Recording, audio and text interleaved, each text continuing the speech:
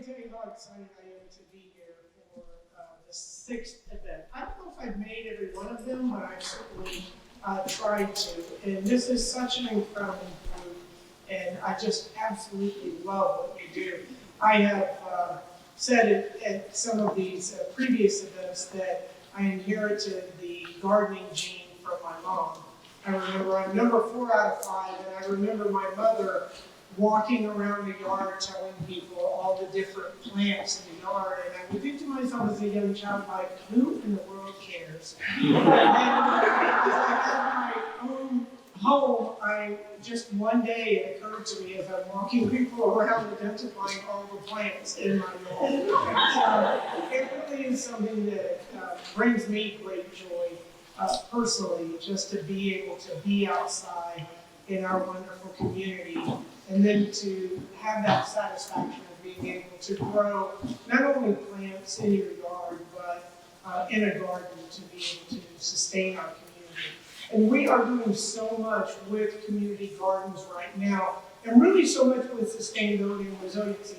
I know that you all have heard from Whit Rimmer in the past. He is the first sustainability and resilience officer that the city of Tampa has had.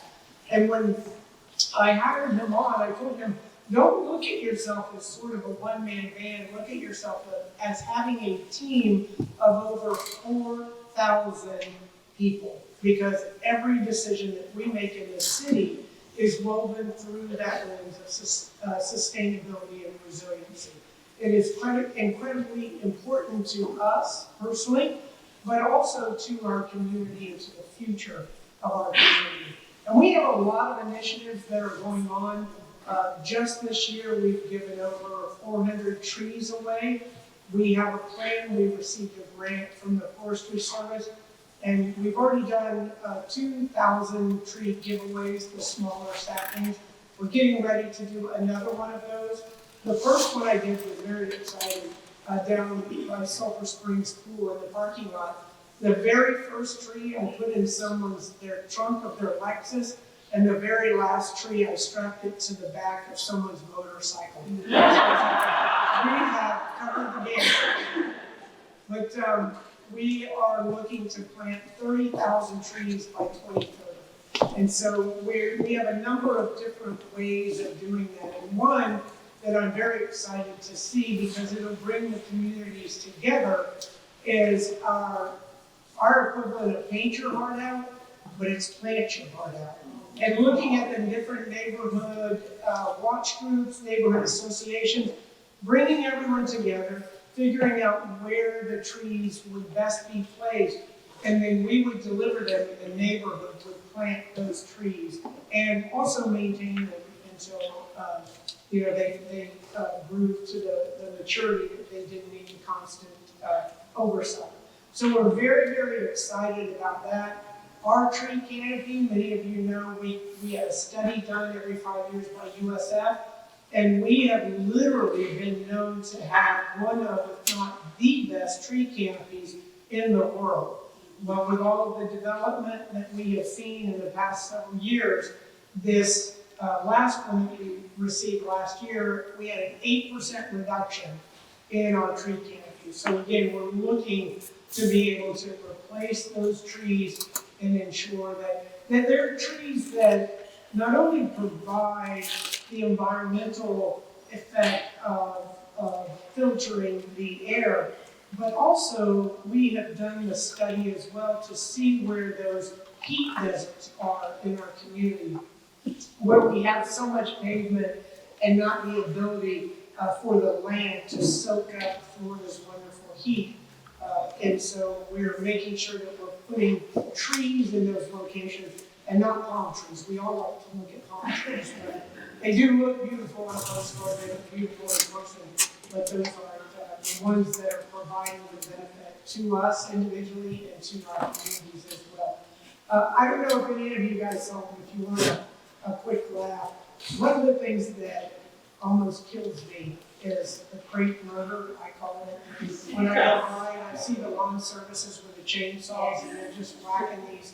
So I complained about it to the point where our communications department, we did a little video about crepe myrtle, the difference between trimming a crepe myrtle and crepe murder. So we did that and put that out on our social media with one of our arborists, so hopefully people will see that and be able to appropriately trim them into the future. But we have a lot of things that are happening right now, but it's not just the city of Tampa, it's obviously each and every one of you in this room, and then other partners like Tampa General. Tampa General is going to do a medical district down by the Water Street with Tampa General Hospital, USF Medical, and a number of other research areas, rehabilitation. But also what they've done over in East Tampa, over off of 30th and Hannah. If you guys haven't seen the new city center, you're more than welcome to come and have meetings there. It's just a stunning building in East Tampa. But right down the road where Tampa General has a few outpatient offices, they've built a garden there. And it's a part of their Well Tampa program. They put new exercise equipment along Bayshore. They've replaced all of that. And they built this wonderful garden in East Tampa. And doctors will actually bring their patients into that garden and be able to prescribe them fresh vegetables, fresh fruits as a part of their wellness plan, also incorporating exercise and other elements of a safe and healthy lifestyle. So that is very exciting. We just have so many projects that are on the horizon. Whit Rimmer also brought in our AmeriCorps, and so we have in most instances, young college students that we received a grant, so we're able to pay them, and they are planting trees all over our city.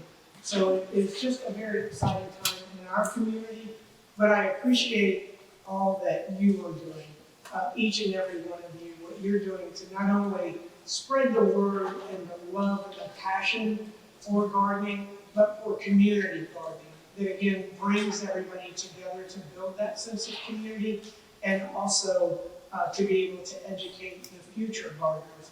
My sons are 24 years old. I may have to wait a little longer than I anticipated, but I can't wait to hear them walking through the yards of their homes explaining to all visitors what those different plants are. So thank you all for what you do. We are always here to support, and whatever we can do to assist in any way possible, we are there for you. And this is such an exciting time in our community. But as we develop businesses, residents, those types of elements that we are bringing at the ground every day, we have got to remember our environment. So I thank you all for putting that first, because that's what each and every one of us need to do every day. Thank you all.